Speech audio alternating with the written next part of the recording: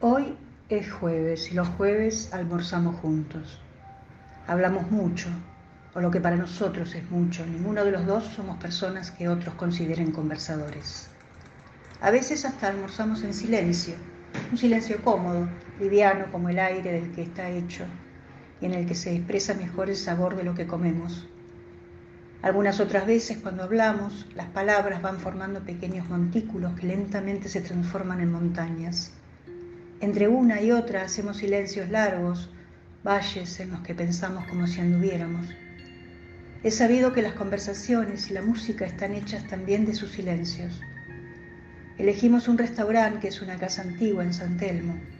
Tiene un patio en el centro, un cuadrado de cielo propio, nubes diferentes todo el tiempo. La conversación con mi padre avanza a un paso tranquilo, como en un paseo.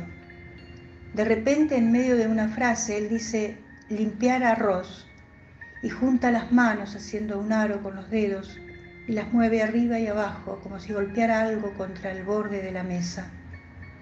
Lo que ocurre de repente no es que él diga esas palabras, sino que yo me doy cuenta de que no sé cómo se limpia el arroz. Lo que ocurre de repente es que me doy cuenta de que sé muchas cosas de él así, sin saberlas, apenas intuyéndolas. Sé que mi padre en sus manos debe estar sujetando un manojo de algo que yo no veo. Busco en mi memoria los campos de arroz que vi en Japón e imagino que el manojo debe ser de esa especie de juncos verdes. Deduzco torpemente que el arroz debe estar adherido a las plantas y al sacudirlo debe caer, como pequeños frutos o semillas. Así, viendo los gestos de mi padre, puedo llegar al pasado, a Japón o a la historia de mi padre que es la mía. Como miro cuadros impresionistas sin buscar los detalles, sino la luz, la idea. Como conozco los árboles de la vereda de mi casa sin saber sus nombres, pero sin poder imaginar mi casa sin ellos en las ventanas. Así converso con mi padre, segura y a tientas.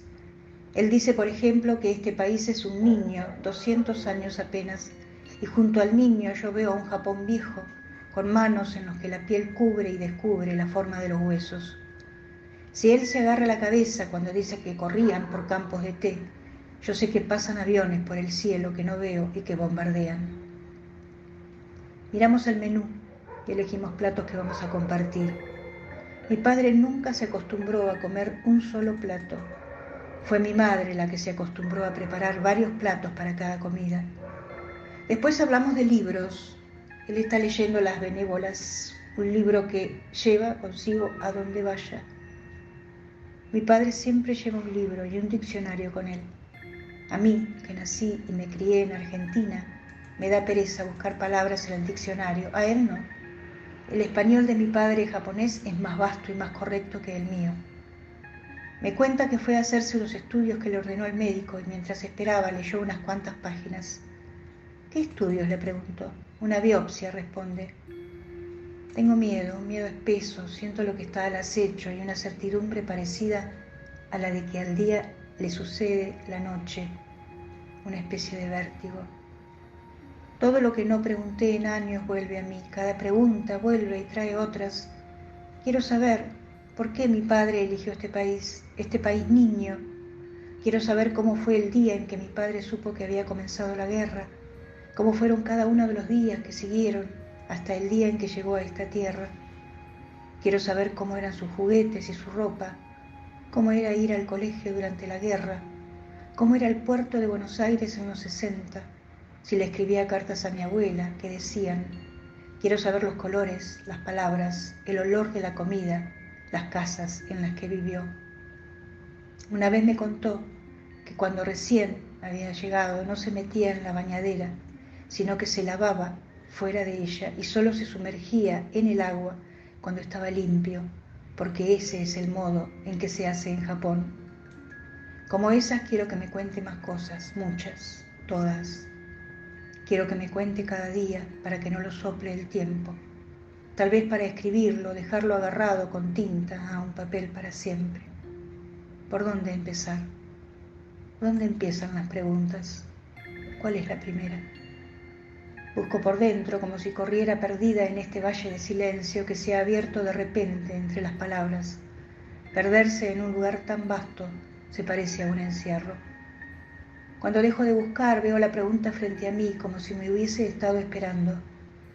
Miro a mi padre y digo mi pregunta. Él sonríe, toma un papel de entre las hojas de su libro y saca un lápiz negro del bolsillo del saco que lleva puesto. Dibuja líneas muy juntas, algunas paralelas y otras que se entrecruzan, luego otra perpendicular y ondulada que las corta cerca de un extremo. Son las plantas de arroz en el agua. Después hace unos círculos muy pequeños en las puntas, los granos. Me dice que se van llenando y vuelve a trazar las líneas, pero en lugar de rectas, curvas en los extremos, las plantas cuando el arroz madura. Cuanto más lleno está uno, cuanto más educado es, más humilde debe ser, dice. Uno debe inclinarse como la planta de arroz por el peso de los granos. Luego extiende las manos y los brazos y los mueve paralelos al piso. Se colocaban grandes telas sobre el campo, dice. Yo las imagino blancas, ondulándose apenas como se mueve el agua cuando es mansa. Él vuelve a poner las manos como si agarrara un pequeño atado y lo sacude como hizo antes, contra el borde de la mesa. Ahora veo claramente, casi puedo tocar los granos de arroz que se desprenden. El texto se llama Arroz. Su autora Alejandra Camiglia. Mi nombre Nora Lescano.